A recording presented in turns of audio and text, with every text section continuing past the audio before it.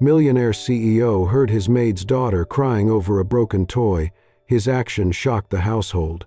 The penthouse sat high above Manhattan, all glass and silence, clean lines, cold marble, every corner designed with precision. It was the kind of place that felt more like a showroom than a home. Stephen Langston lived alone in it. At 34, he was already a household name in the business world. Young, powerful, intimidatingly efficient. The kind of man who didn't waste time, didn't entertain distractions, and certainly didn't notice the quiet details of his own life. He worked long hours, spoke little, and expected perfection from everyone who stepped into his space, including the help. Kathy had been working in his home for almost a year, 3 mornings a week. She was 28, blonde hair always tied back, clothes modest but neat. Her presence was gentle, efficient, invisible by design. Sometimes, when her babysitter canceled or the daycare closed, she brought her daughter along. Emmy was 3, curious, polite, and small enough to disappear into corners with her tiny toys. She never touched anything that wasn't hers, and Kathy made sure of it. Stephen rarely acknowledged either of them. He'd pass through the room with a coffee in hand, murmuring a brief morning, if that. Then it was back to his office, where deals were made, numbers ruled, and emotions had no place. Kathy was polishing the windows. Emmy sat cross-legged on the floor nearby, playing with a small wooden doll. The paint was faded, the joints a little stiff, but she treated it like treasure. That morning felt like any other. Stephen stood in his office, scanning emails, untouched coffee cooling on the desk. The muffled hum of vacuuming came from the hall. Outside, Manhattan raced forward as always. Kathy polished windows in the living room. Emmy sat nearby on the carpet, legs crossed, cradling a small wooden doll. The paint was chipped, the limbs stiff, but she held it like it was treasure. Then came a sound that didn't belong. Not a crash, not a wail, just a small voice, shaky and full of something far deeper than a child should carry. "I'm sorry you're broken. I'll still love you." Stephen looked up. He stepped out of his office. Kathy was in the kitchen, wiping the counter. Emmy sat curled on the rug, shoulders hunched. The doll lay broken across her lap, one arm dangling. She wasn't crying, only sniffled quietly as she stroked its worn head. Stephen hesitated.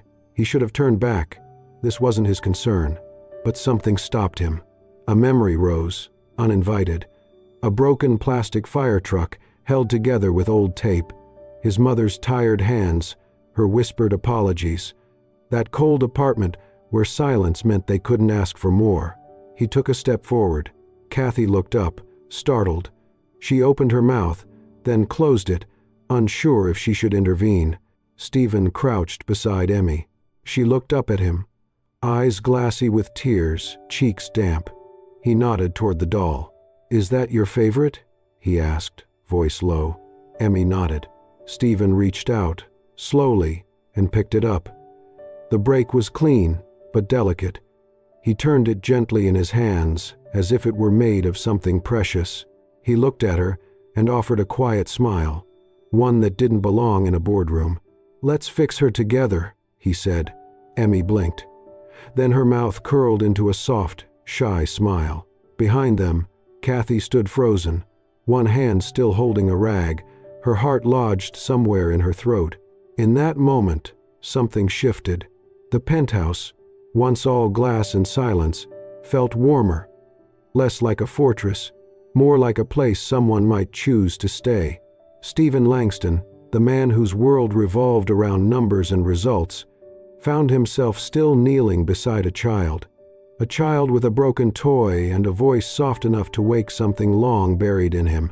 And for the first time in years, he didn't think about profit margins or emails.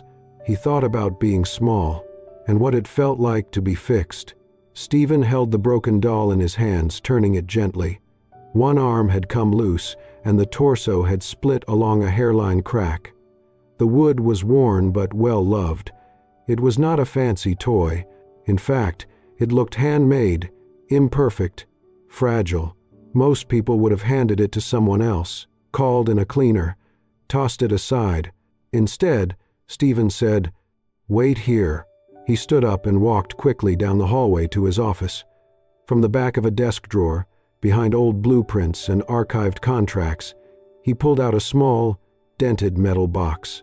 Inside, a tiny screwdriver set, sandpaper, glue, bits of string and tape, a toolkit from a life long before suits and boardrooms, a college dorm, shared apartments, nights spent fixing cheap furniture because buying new was not an option. Back in the living room, Emmy was still sitting patiently, hands folded on her lap. Stephen knelt beside her again and opened the box. "We'll try to fix her, okay?" he said. "Just like how I used to fix my toys when I was little, or tried to." Emmy nodded, eyes lighting up. From the kitchen doorway, Kathy stood silently, half hidden behind the wall. She had heard the entire exchange, but something in her told her not to interrupt. She clutched her cleaning cloth with both hands, as if it anchored her to the floor. Stephen worked carefully. He wiped the wooden doll clean with a soft cloth from his pocket, pausing to smooth away years of grime and dust. His movements were slow, deliberate, not rushed like his usual pace. He glued the crack, fitting the two halves together with surprising precision.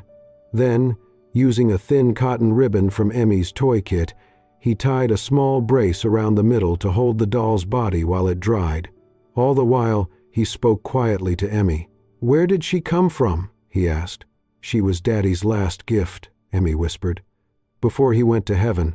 Stephen's hands paused for just a second, then resumed their work. He did not push further. When the doll was fixed and resting gently on the table to dry, Emmy opened a small plastic box of stickers. She rummaged through it and pulled out a faded heart-shaped one.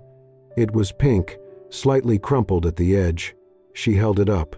"Can we put this on her back?" she asked, "so she knows she's still loved, even if she's broken." Stephen looked at her, completely still. For a moment, he could not speak. The words caught in his throat. Then, without a word, he nodded. He peeled the sticker carefully and pressed it to the doll's back. His fingers lingered there, as if sealing in something invisible. "I think she's perfect now," he said softly. "Maybe even stronger than before." Emmy smiled and crawled into his lap, wrapping her arms around him with no hesitation. "Thank you, Mr. Stephen," she said. "You're like a toy doctor." Stephen let out a quiet laugh. Not the polite kind he used in meetings, not the practiced chuckle at industry events. A real laugh, low, warm, unfamiliar.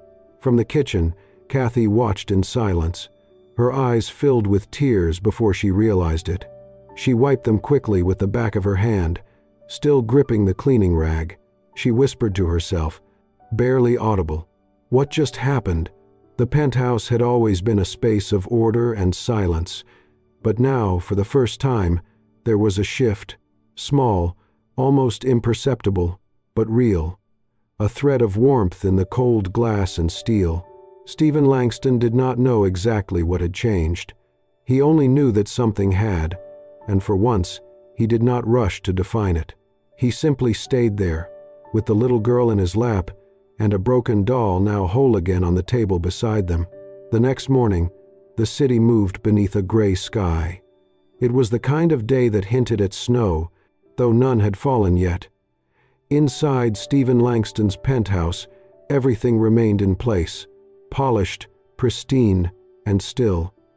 But something had changed, though none of them could quite name it yet.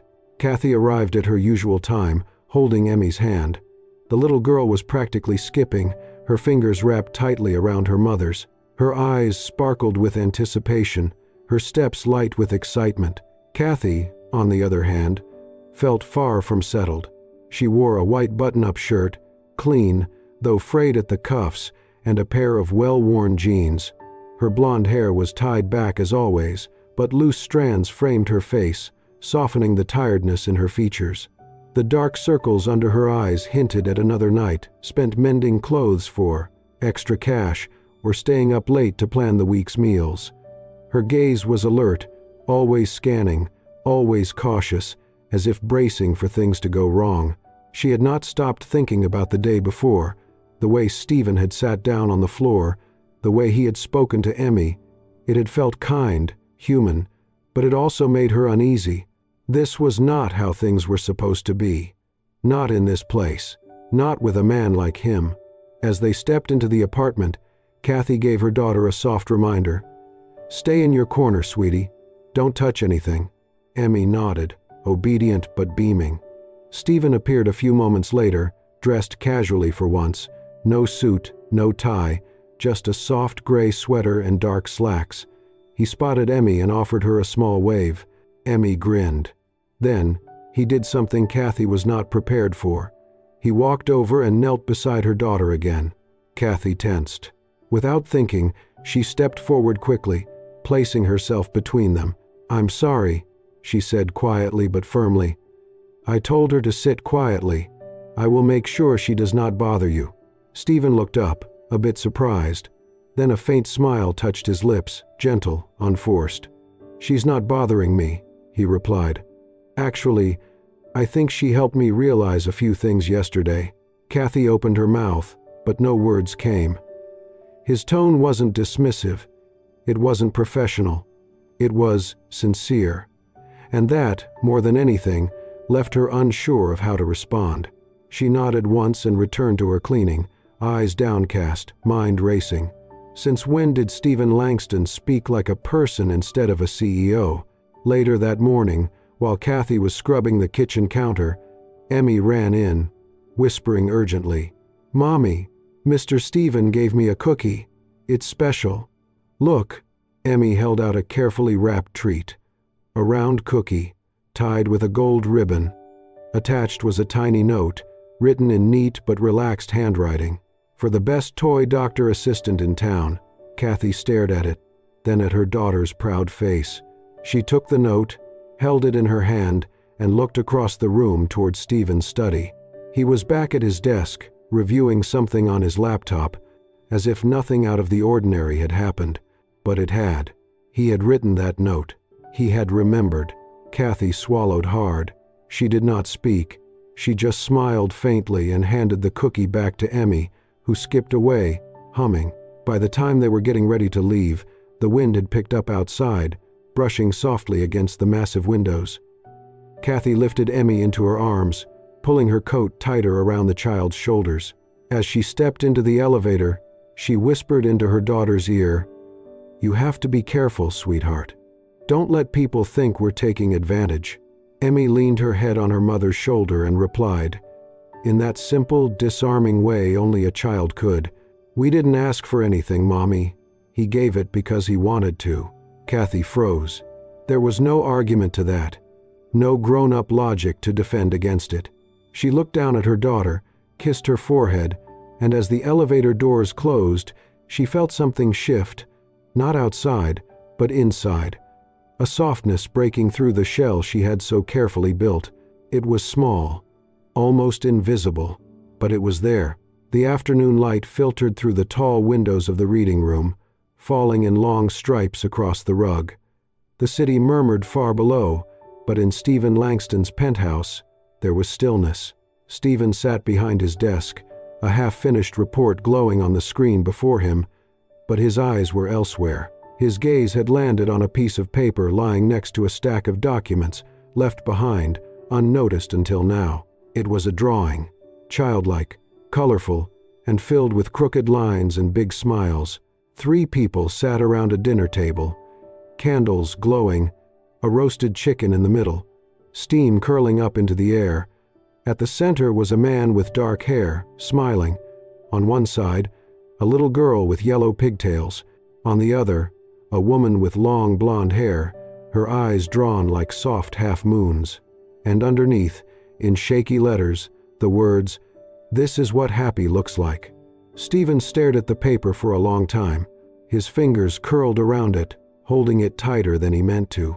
It should have been nothing. Just a child's fantasy. A cute drawing. Something to smile at politely before placing in a drawer. But it was not nothing. Because when he looked at it, a flood of something old and buried rose in his chest. He remembered a different table, smaller, worn with time. A single flickering candle stuck in an empty wine bottle. His mother, her hair pulled back, her eyes tired but shining, placing a pan of canned soup on the table like it was a feast. She worked 2 jobs and still managed to smile at him like he was the reason the world kept turning. Stephen had not thought of her in this way in years, not since she passed. But now, looking at the soft, careful eyes in the drawing, he realized something. Kathy's eyes were just like hers. That quiet strength, that relentless warmth, even in exhaustion. That way of making others feel safe, without needing to speak much at all. He exhaled slowly, still holding the picture. The next morning, Stephen made a decision. He walked into his office, opened the bottom drawer of a cabinet rarely touched, and pulled out a notebook. The leather cover was worn smooth at the corners. Inside were pages filled with sketches, clippings, notes, interior design inspiration he had once collected with a friend in college, now long forgotten. He found a blank note card and wrote a short message. For someone with good taste and steady hands. He tucked the card inside and left the notebook on the coffee table in the living room, exactly where Kathy would see it while tidying. Then he left for his meetings. When Kathy found it later that morning, her breath caught.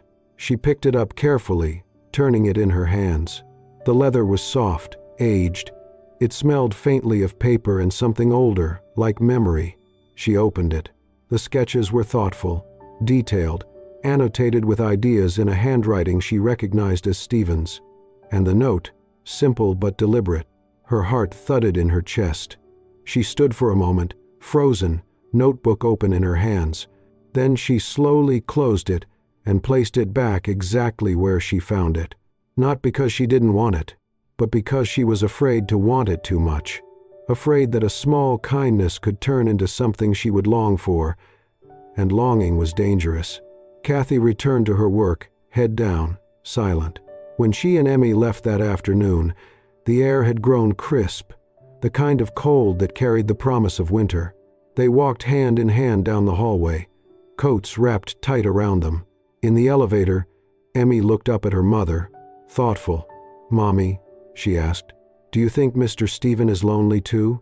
Kathy didn't answer right away. She looked at her daughter's innocent face, then toward the softly closing elevator doors. Finally, in a whisper, she said, "Maybe he is." Stephen had started asking Kathy to come in an extra day each week, Thursdays. He said he needed help reorganizing his home library, which, while neatly shelved, didn't actually require any real reorganization. But Kathy came anyway. Those Thursdays were different, not just because they saw each other more, but because, slowly, carefully, their words started to stretch beyond polite greetings. Stephen asked questions, not about cleaning, but about her, about the design school she never finished, about what colors she liked, about the chairs she used to sketch for fun back in college. Kathy, guarded at first, began answering. They laughed sometimes, not loudly, but genuinely. And once or twice, their eyes lingered a little longer than expected. It was nothing. But it was not nothing. Then came the dream. One night, Stephen saw them in his sleep, Emmy's giggles echoing off the walls, Kathy lighting candles at the table, and him, sitting between them, smiling like it was the most natural thing in the world. But in the dream, he turned away for just a second. When he looked back, the chairs were empty. The table was still warm, the food untouched, but they were gone, and the silence returned, loud, sharp, unforgiving. He woke up with a start, heart pounding. The darkness of his bedroom wrapped around him like a warning. It wasn't just a dream. It was a fear, raw, familiar. He had built his life with walls, calculated, measured, controlled. Letting someone in meant those walls might crack, and if they cracked, everything could collapse. What if caring meant losing again? The next morning, Stephen stayed in his room. When Kathy arrived with Emmy, the penthouse was quiet. There was no greeting, no casual remark, no smile, only a printed task list left on the kitchen counter by the housekeeper. Kathy read it, then folded it in half. There were no cookies for Emmy that day, no eye contact, no warmth. She felt the message without it needing to be spoken. By the end of the shift, she approached the housekeeper and handed her a neatly folded envelope addressed to Mr. Langston. Inside was a short note. "Please remove me from the Thursday schedule. I do not wish to be an inconvenience to Mr. Langston. Thank you for understanding." She did not wait for a reply. That night, Kathy sat at her small table, needle in hand, patching a rip in an old pair of jeans she planned to resell. The silence in her apartment was familiar, but it felt heavier now. She wasn't angry. She knew who Stephen was when she took the job. She never expected anything else. Still, there was a hollow space where something had quietly begun to grow. "People like me don't belong in his world," she thought. "I knew that. I should have known better." And so she slipped back into her old routine. Long nights, early mornings, budgeting down to the last dollar. Her walls had always been strong. She knew how to survive. But Emmy noticed. That evening, the little girl sat on the floor, coloring quietly. Her drawings were less colorful now. The stick figures looked smaller, their smiles faint. She looked up at her mother, holding up a new picture. A plain one this time. No rainbows, no stars. Just a man standing alone by a window. "Mommy," she asked softly, "did I break Mr. Stephen?" Kathy's heart twisted. She dropped to her knees, pulling Emmy into her lap. "No, baby," she whispered, stroking her daughter's hair. "You didn't break him." She held her a little tighter, pressing her cheek against Emmy's. But sometimes, grown-ups break themselves, and no one knows how to fix them. She didn't cry. Not in front of her daughter, but something inside her trembled, a quiet, unspoken grief for something that had barely begun before it was gone. The wind howled outside the thin windows of the small apartment, slipping through unseen cracks. Inside, the room was dim but calm, lit by a single warm yellow bulb hanging from the ceiling like a tired star. The apartment was no more than 25 square meters, just enough for a mattress, a wobbly table, and a second-hand heater that groaned more than it warmed. But it was clean, tidy, held together by quiet strength and quiet love. Kathy sat cross-legged on the floor, sewing an old sweater with steady hands. The wool was thinning, but she was determined to make it last another winter. Beside her, Emmy lay on her stomach, coloring with worn crayons. Usually she hummed while drawing. Tonight, she was silent. Kathy looked up. "Sweetheart?" she asked gently. "You okay?" Emmy didn't answer at first. She stared out the window at the blinking traffic light down the street. "Do you miss Mr. Stephen?" Kathy asked softly. Emmy gave a small nod. After a pause, she whispered, "Maybe he's sad, so he had to go fix himself." Kathy froze mid-stitch. The needle stopped in her hand. She blinked, unsure whether to smile or cry. Her daughter, not yet 4, somehow always knew what to say, gentle truths wrapped in tiny words. Later that night, Emmy took out the largest sheet of paper she had. It was from last winter, the last of her special paper that Kathy had bought when they could still afford extras. She smoothed it out and began to draw. She drew their small room, the heater, the table, her mother sewing, herself with crayons. Then she added one more figure, a tall man with dark hair, sitting cross-legged beside them, Mr. Stephen. She added a heart above his head. Then, on the wall, in uneven letters, she wrote, "You can come here.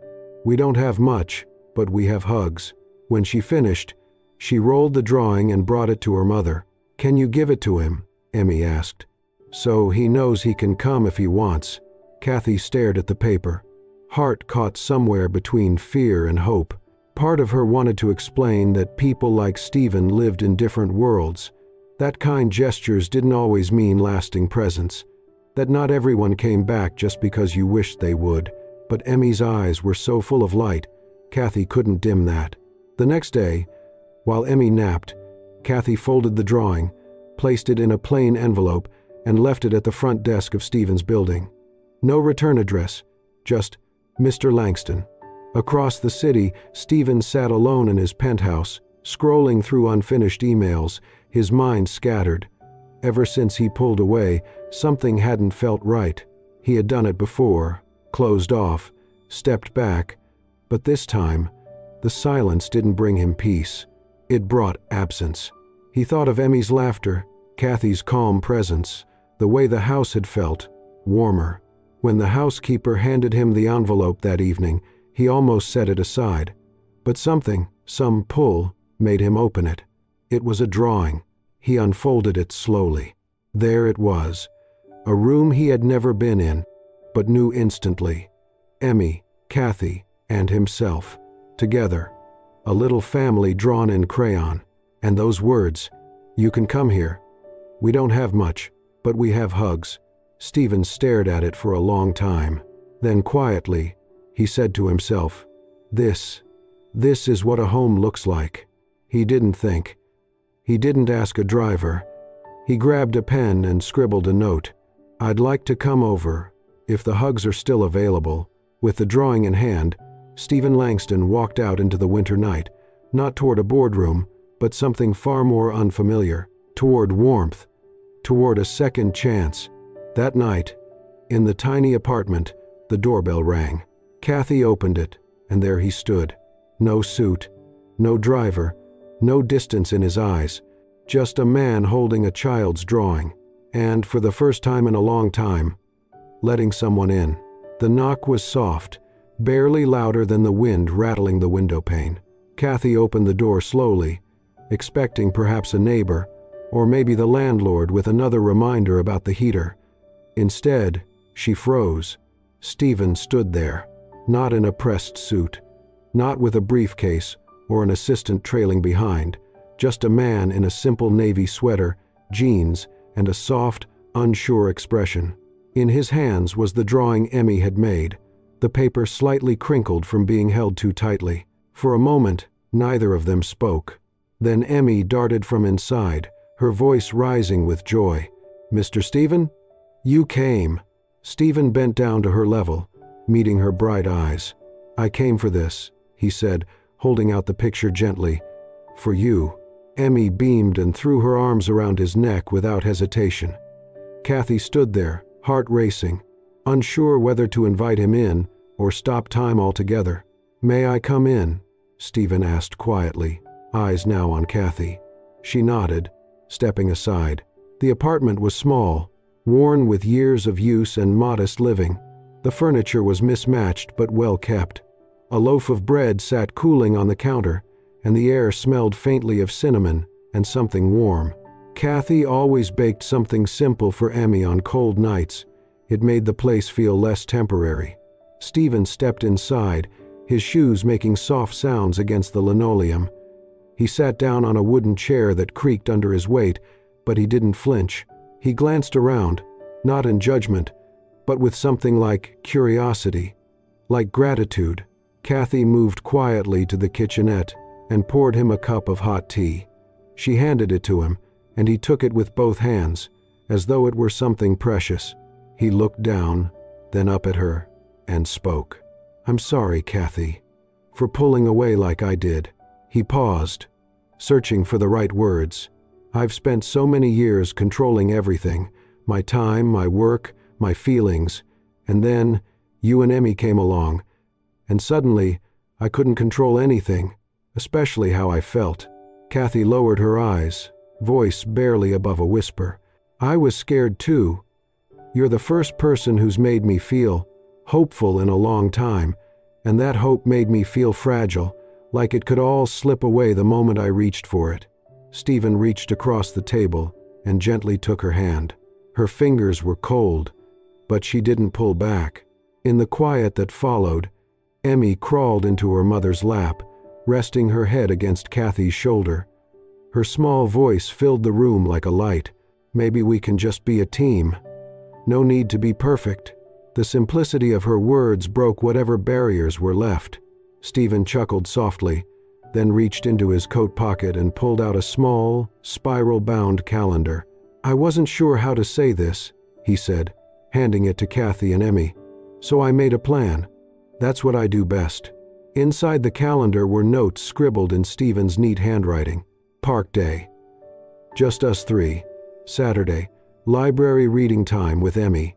Sunday, pancakes, even if they burn. December 17, build a gingerbread house. Page after page, a timeline of intention, of effort, of wanting to belong. I don't know how to be a father, Stephen said quietly, but I know how to show up, and I want to be a part of your lives, if you'll have me. Kathy didn't answer with words. She just leaned her head against his shoulder, and the warmth that filled the tiny room had nothing to do with the heater. Across the table, Emmy lay curled up on the couch, hugging the wooden doll Stephen had helped her fix. She watched them for a moment, then whispered into the quiet, "She's not broken anymore. And maybe we're not either." Stephen closed his eyes for a second, holding on to the peace in that moment. No boardrooms, no contracts, just the beginning of something real. A year had passed. The penthouse was no longer home. Neither was the tiny apartment with creaky chairs and yellow bulbs.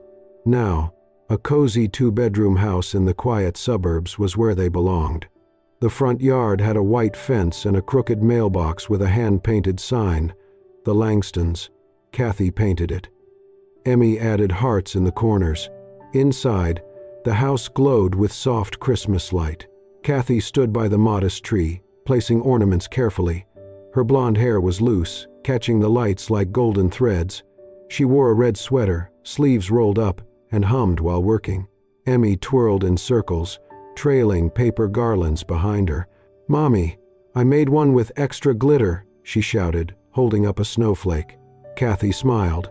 "It's perfect, just like you." In the kitchen, something sizzled. The smell of roasted garlic filled the air. Stephen stood at the oven in a too-large apron that read, "King of the Kitchen." He checked the roast chicken with exaggerated focus. "If this one's dry like last time, I'm officially banned from poultry," he muttered. "You say that every week," Kathy teased. "I mean it every time," he said, smiling. Dinner was simple: roast chicken, mashed potatoes, salad. Emmy had helped, mostly by sneaking croutons and stealing dressing. They ate at their small wooden table, laughter echoing around them. On the wall above hung Emmy's first drawing, framed, "You can come here. We don't have much, but we have hugs," Emmy had insisted. "So we never forget," she'd said. After dessert, slightly burned cookies and cocoa with too many marshmallows, Stephen stood and cleared his throat. "I have something," he said, pulling out a small box and handing it to Emmy. She opened it carefully. Inside was a leather photo book. On the cover, "Our first year together." Her eyes lit up. Inside were pictures, Stephen pushing her on swings until his arms gave out.